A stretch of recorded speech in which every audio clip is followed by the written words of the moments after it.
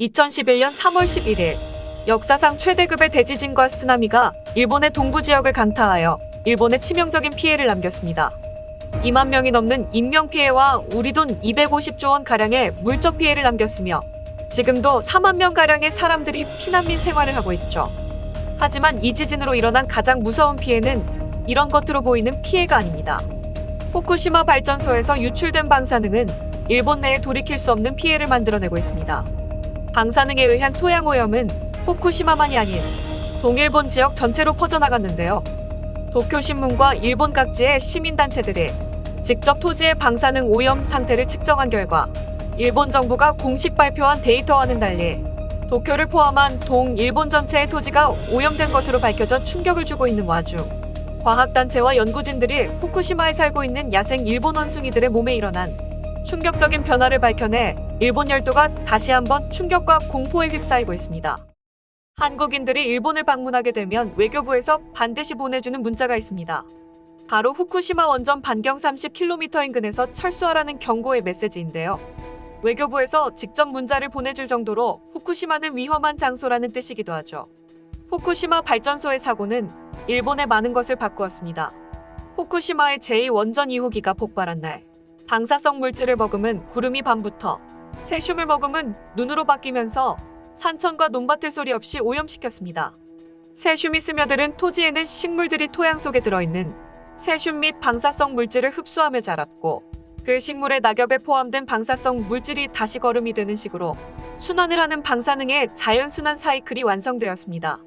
수년째 후쿠시마의 방사선량을 측정하고 있는 이곳의 주민 이토 노부히로 씨는 후쿠시마에 대해 이제 인간이 할 수 있는 범위를 벗어났다. 새로운 재앙이 시작됐다 고말했는데요. 오염 제거를 하지 않는 흙에서는 킬로그램당 무려 42,100크롤의 방사선량이 측정되었습니다.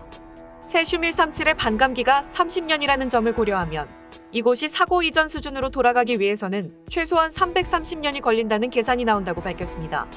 후쿠시마는 적어도 300년 가는 사람이 살 수 있을 만한 지역이 아니게 되었다는 뜻이기도 하죠.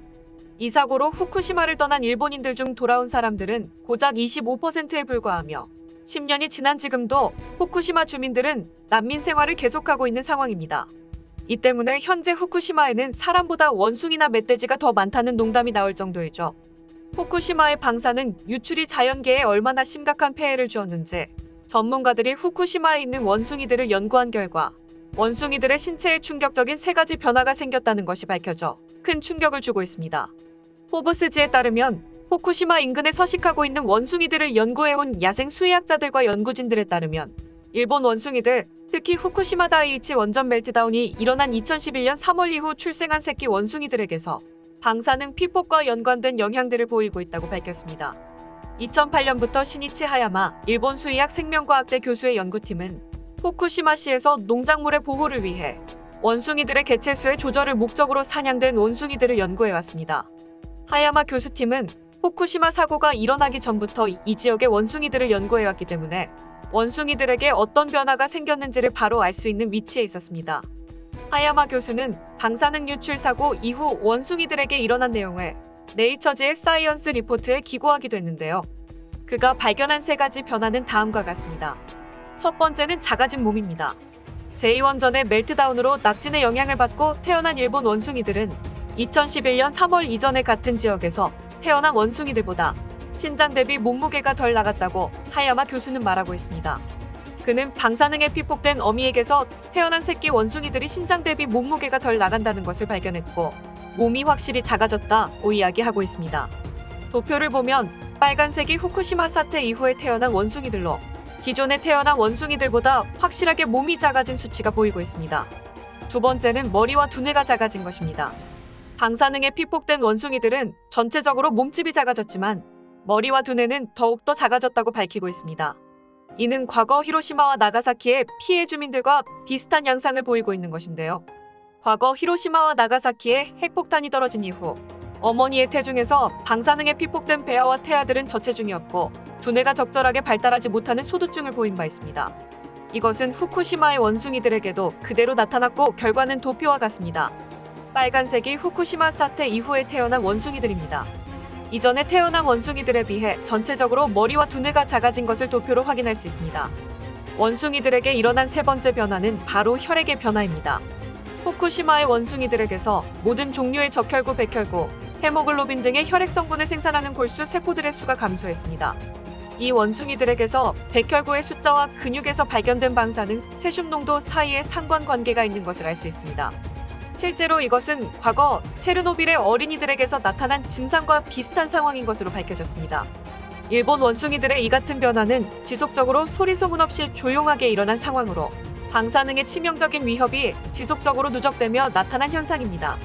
후쿠시마는 아직도 사람이 살 수 없는 곳이란 것이 밝혀진 것이죠. 문제는 이런 후쿠시마의 재앙이 후쿠시마만의 문제가 아니고 원숭이들만의 문제가 아닙니다. 바로 일본의 어린이들에게도 큰 영향을 미친 것으로 알려져 일본에 큰 충격을 주고 있는데요.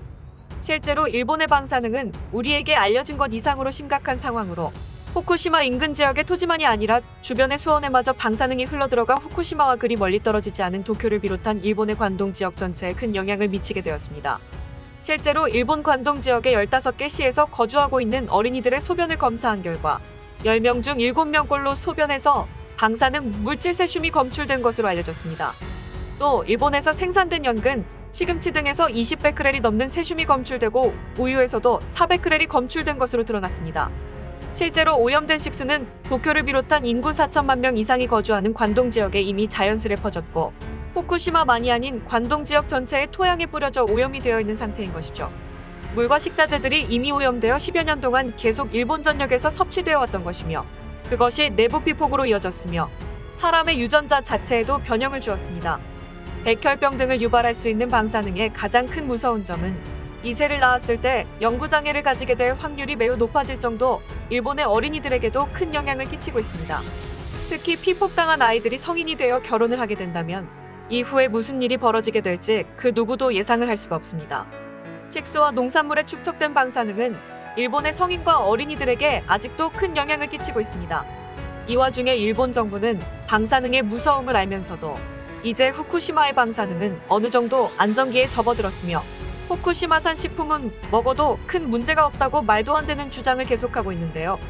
그런 일본 정부의 주장과는 다르게 후쿠시마의 음식을 먹어서 응원하자고 했던 일본의 연예인이 어느 순간 백혈병에 걸려 방송계에서 완전히 사라지는 일도 있었을 정도이죠. 냄새가 나는 것은 뚜껑을 덮는다라는 속담과 같이 일본은 방사능의 심각한 문제를 어영부영 넘어가면서 사람들의 시선을 돌리고 있는 것이죠. 하지만 그런 일본 정부가 감추는 것과는 다르게 실제 일본의 방사능은 날이 갈수록 퍼지고 있으며 일본의 수도 도쿄는 이미 위험한 상태에 접어들었다는 것을 수치로 알 수 있을 정도입니다. 오늘 준비한 소식은 여기까지입니다. 끝까지 시청해주셔서 감사합니다. 영상이 마음에 드셨다면 구독과 좋아요를 눌러 응원 부탁드리겠습니다.